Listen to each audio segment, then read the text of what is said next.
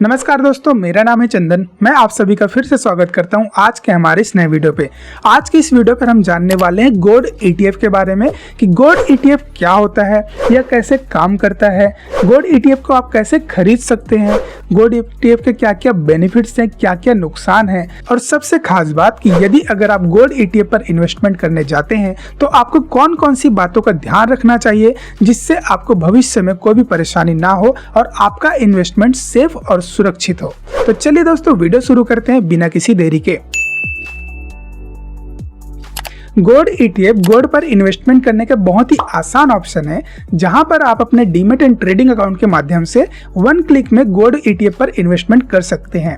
Gold ETF mutual fund की तरह ही होता है, बस इसमें सिर्फ फर्क इतना होता है कि गोल्ड ETF को आप मार्केट टाइम पर कभी भी खरीद या बेच सकते हैं। इस पर आप ऑनलाइन ट्रेड कर सकते हैं। अगर आप म्यूचुअल फंड पर इन्वेस्टमेंट करते हैं तो उस दिन का जो NAV होता है दिन के अंत में, वही आपको अलॉट होता है। लेकिन अगर आप गोल्ड ETF पर इन्वेस्टमेंट करते हैं तो रियल टाइम जो भी प्राइस चलता रहता है, सेम NAV आपको अलॉट होती है। गोल्ड ETF का जो बैकएंड एसेट्स होता है वो होता है फिजिकल गोल्ड या फिर गोल्ड के बुलियंस या गोल्ड माइनिंग करने वाली कंपनीज पर यह इन्वेस्टमेंट करती है, जिससे गोल्ड का जो रियल प्राइस है वो इसको अफेक्ट करती है। अगर रियल गोल्ड के प्राइस में उतार चढ़ाव होता है तो एट द सेम टाइम आपको गोल्ड ETF के प्राइस में भी उतार चढ़ाव देखने को मिलता है। इसके यूनिट्स का जो प्राइस होता है वो डायरेक्टली रियल गोल्ड के प्राइस का प्रोपोर्शनल होता है। गोल्ड ETF को आप किसी भी एक्सचेंज जैसे NSE या BSE से खरीद या बेच सकते हैं। अगर आप गोल्ड ETF पर इन्वेस्टमेंट करना चाहते हैं तो आप अपने किसी भी ट्रेडिंग एप्लीकेशन पर जाकर गोल्ड ETF टाइप करके आपको जो भी पसंदीदा गोल्ड ETF है वो आप खरीद या बेच सकते हैं।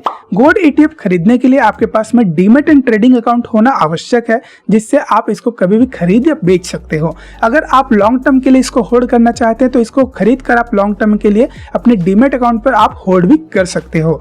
जैसे जैसे गोल्ड का प्राइस बढ़ता जाएगा वैसे वैसे आपकी इसके NAV की भी जो प्राइस है वो बढ़ती जाएगी।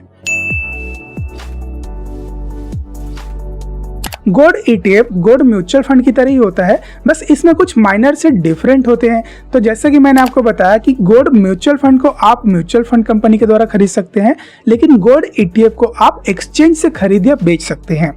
गोल्ड ETF एक प्री क्रिएटेड बास्केट होता है, जहां पर जो ईश्वर कंपनी होती है वो पहले से ही गोल्ड पर इन्वेस्टमेंट करके एक बास्केट बनाकर रखती है। तो जब आप उस पर इन्वेस्टमेंट करते हैं तो आप जितने का भी इन्वेस्टमेंट करते हैं तो उसके कुछ यूनिट्स आपको अलॉट किए जाते हैं। बेसिकली अगर देखा जाए तो गोल्ड ETF इशू करने वाली जो कंपनियां होती है वो म्यूचुअल फंड कंपनी से होती है। तो जिस तरीके से म्यूचुअल फंड कंपनियों को एमफी और सेबी रेगुलेट करती है, उसी तरीके से आपका जो फंड है उसको भी एमफी और सेबी रेगुलेट करती है, जो कि आपके इन्वेस्टमेंट को प्रोटेक्ट करने के लिए पूरी ट्रांसपेरेंसी का ध्यान रखती है और आपके इन्वेस्टमेंट को सिक्योर रखने के लिए काम करती है। Number 1, convenience and accessibility. यदि अगर आप गोल्ड ETF पर इन्वेस्टमेंट करते हैं तो आपको फिजिकल गोल्ड होल्ड करने की जरूरत नहीं होती है। आपको इसकी सिक्योरिटी की चिंता नहीं करनी होती है, इसको सुरक्षित रखने की चिंता नहीं होती है, और आप में जो इसकी वैल्यू मिलती है उस पर भी कोई फर्क नहीं आता है। सेम रेट पर आप इसको बाय या सेल कर सकते हैं। दूसरा ये कि आप इसको कहीं से भी एक्सेस कर सकते हैं। आप अपने डीमैट एंड ट्रेडिंग अकाउंट के माध्यम से, अपने ब्रोकरेज अकाउंट से आप इसको कभी भी खरीद सकते हैं, बेच सकते हैं। तो इसकी एक्सेसिबिलिटी काफ़ी आसान हो जाती है, आप इसको कहीं से भी ऑपरेट कर सकते हैं। Number 2, liquidity. अगर आप गोल्ड ETF पर इन्वेस्टमेंट करते हैं तो यहाँ पर आपको लिक्विडिटी काफ़ी ज़्यादा मिलती है as compare to physical gold और गोल्ड बॉन्ड। अगर आप गोल्ड बॉन्ड पर इन्वेस्टमेंट करते हैं तो वहाँ पर आपको लॉक इन पीरियड मिलता है। उस लॉक इन पीरियड के पहले आप उसको एग्जिट नहीं कर सकते। अगर करना भी चाहते हैं तो वहाँ पर आपका नुकसान होता है। फिजिकल गोल्ड को भी अगर आप बेचने के लिए जाते हैं तो वहां पर भी आपको मेकिंग चार्जेस का नुकसान होता है। तो यहाँ पर आपको लिक्विडिटी के मामले में गोल्ड ETF काफी अच्छा है। यहाँ पर आप कभी भी एंट्री कर सकते हैं, कभी भी एग्जिट कर सकते हैं। Number 3, portfolio diversification. यदि अगर आप गोल्ड ETF पर इन्वेस्टमेंट करते हैं तो आप इसको अपने पोर्टफोलियो को जो भी इन्वेस्टमेंट है उसको डाइवर्सिफिकेशन के रूप में रख सकते हैं। अगर आपने स्टॉक में मान के चलो 90% आपका इन्वेस्टमेंट है तो 10% आप गोल्ड पर इन्वेस्टमेंट करके रख सकते हो। और अगर मार्केट में वोलेटिलिटी अगर आती है, कभी स्टॉक मार्केट नीचे जाता है, तो जो 10% आपका गोल्ड का इन्वेस्टमेंट है वो आपका, जैसे कि हमेशा होता है कि जब भी शेयर मार्केट नीचे आता है तो गोल्ड का प्राइस ऊपर जाता है, तो वहाँ पर गोल्ड का प्राइस जो है आपका ऊपर जाएगा, जिससे आपका जो पोर्टफोलियो है वो एक अच्छा हेज मिल जाएगा उसको, जिससे आपका जो इन्वेस्टमेंट है वो सुरक्षित रहेगा। Number 4, transparency.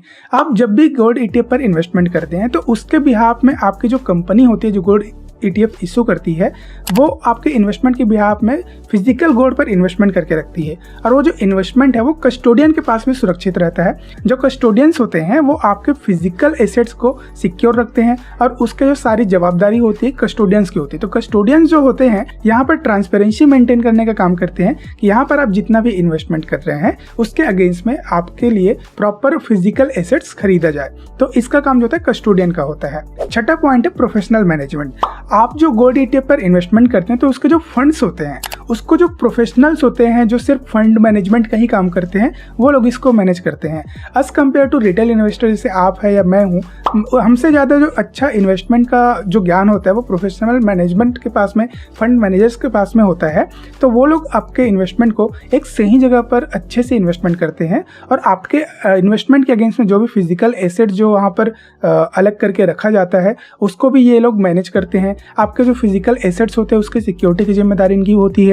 आपके जो फंड्स होते हैं उसको मैनेज करने की जिम्मेदारी इनकी होती है। हाँ, आपके फंड मैनेजमेंट के अगेंस्ट में थोड़े जो चार्जेस होते हैं 0.50% to 1% तक का जो रहता है वो ये लोग चार्ज करते हैं, बट आपका जो इन्वेस्टमेंट है वो सिक्योर रखते हैं। तो आपका इन्वेस्टमेंट जो है प्रोफेशनल्स के हाथों में रहता है, जिससे एज कम्पेयर टू आप या हम रिटेल इन्वेस्टर्स होते हैं उनके अपेक्षा ये लोग ज़्यादा अच्छे से उस फंड को मैनेज कर पाते हैं।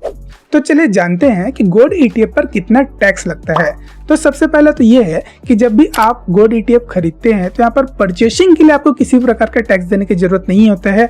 लाइक फिजिकल गोल्ड, जैसे अगर आप फिजिकल गोल्ड खरीदने जाते हैं तो वहाँ पर आपको 10 से 15% का मेकिंग चार्जेस देने होते हैं, साथ में 3% का GST होता है, और साथ ही अगर आप उसको बेचने के लिए जाते हैं तो 15 से 20% आपने जो मेकिंग चार्ज दिया होता है उसका फिर से आपका नुकसान हो जाता है।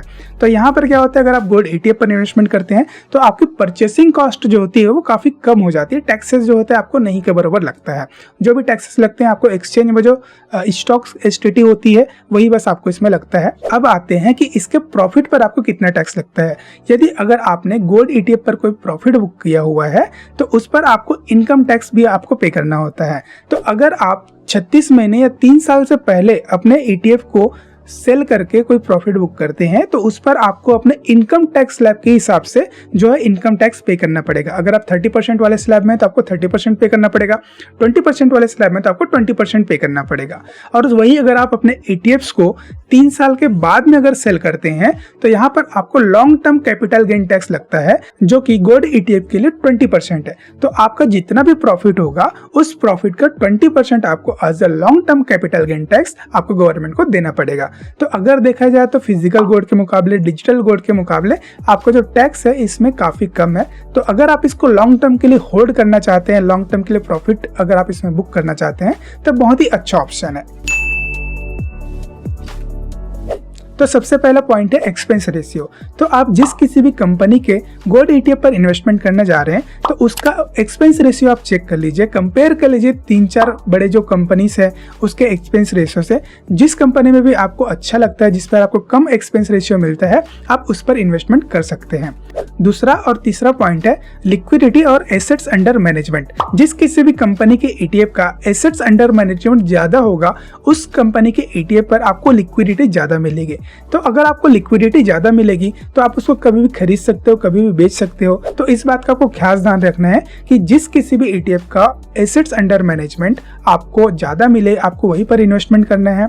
चौथा पॉइंट है कंपनी का ब्रांड वैल्यू। आप जिस भी किसी कंपनी के गोल्ड ETF पर इन्वेस्टमेंट करने जा रहे हैं तो उस कंपनी का ब्रांड वैल्यू क्या है वो एक बार चेक कर लीजिए। वो मार्केट में कितने टाइम से है, उस पर आपको AUM कितना मिल रहा है, लिक्विडिटी कितनी है, उसका एक्सपेंस रेशियो क्या है, ये सारी चीजें आपको ध्यान में रखनी चाहिए। उसके बाद ही आपको किसी एक कंपनी के ETF का चुनाव करना चाहिए जहां पर आपका जो इन्वेस्टमेंट है वो सुरक्षित रहे, आपको अच्छे रिटर्न्स मिले और आपको कम खर्चे पर, कम एक्सपेंस रेशियो पर अच्छे रिटर्न्स भी मिलते रहे। तो अगर आप इन सब बातों का ध्यान रखेंगे तो आपके इन्वेस्टमेंट पर आपको कभी भी कोई रिस्क नहीं रहेगा और आपको अपने इन्वेस्टमेंट पर अच्छे रिटर्न्स भी मिलेंगे।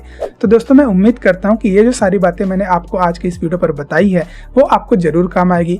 यह वीडियो अगर आपको अच्छी लगी, ये जानकारी अगर आपको अच्छी लगी तो इस वीडियो को आप अपने जान पहचान वालों और रिश्तेदारों को जरूर भेजो ताकि उनको भी अपने इन्वेस्टमेंट के लिए सही डिसीजन लेने में मदद मिले। और यह वीडियो अगर आपको पसंद आई तो प्लीज वीडियो को लाइक करिएगा, चैनल को सब्सक्राइब कर दीजिएगा, जैसे ऐसे इन्फॉर्मेशनल वीडियोस आपको भविष्य में मिलते रहेंगे। तो चलिए दोस्तों मिलते हैं अगले वीडियो में, तब तक के लिए धन्यवाद।